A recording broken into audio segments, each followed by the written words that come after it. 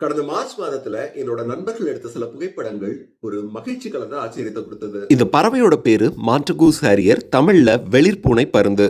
அந்த படங்களை பார்க்கும்போது அந்த பறவையோட ஒரு கால்ல I-19 சொல்லிட்டு ஒரு ரிங் மாட்டியிருக்காங்க.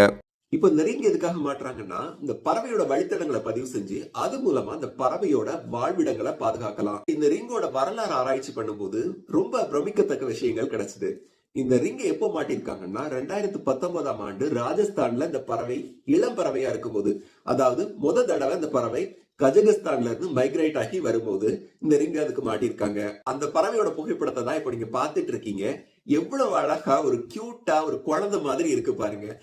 ஆனா இவை ஒரு வேட்டையாடி பறவை. சேற்று நிலங்கள்ல தாழ்வா பறந்து அங்க இருக்கிற பறவைகளை வேட்டையாடி சாப்பிடுவான். அப்படி ஒரு குழந்தை முகத்தோட இந்த பறவை தான் இன்னைக்கு கம்பீரமா நெமல்லி பகுதிகளில் வேட்டையாடி தெரிஞ்சிருக்கான். கடந்த 7 ஆண்டுகளா ஒவ்வொரு குளிர்காலத்துக்கும் தமிழ்நாட்டுக்கு வருகை தந்துட்டு திருப்பி கஜகஸ்தானுக்கு போயிருக்கான்.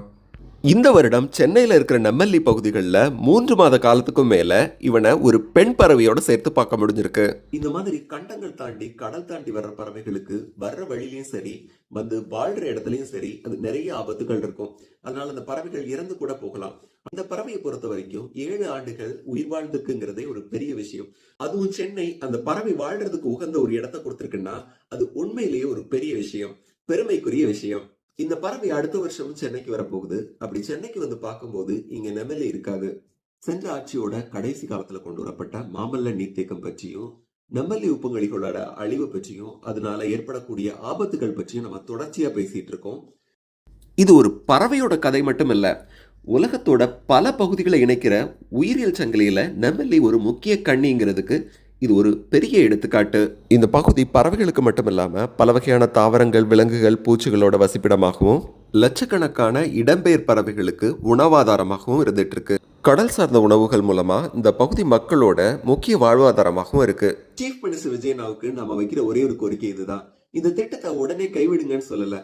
இப்ப நடந்துட்டு இருக்கிற பணிகளை நிறுத்திட்டு இந்த திட்டத்தை மறு ஆய்வு பண்ணுங்க. ஏற்கனவே இருக்கிற நீர்த்தேக்கங்களே பல ஆண்டுகளா தூர்வாரப்படாம இருக்கு. அதை சரியா தூர்வாரினாலே சென்னையோட நீர் தேவையை நம்ம தாராளமா பூர்த்தி பண்ணிட முடியும்.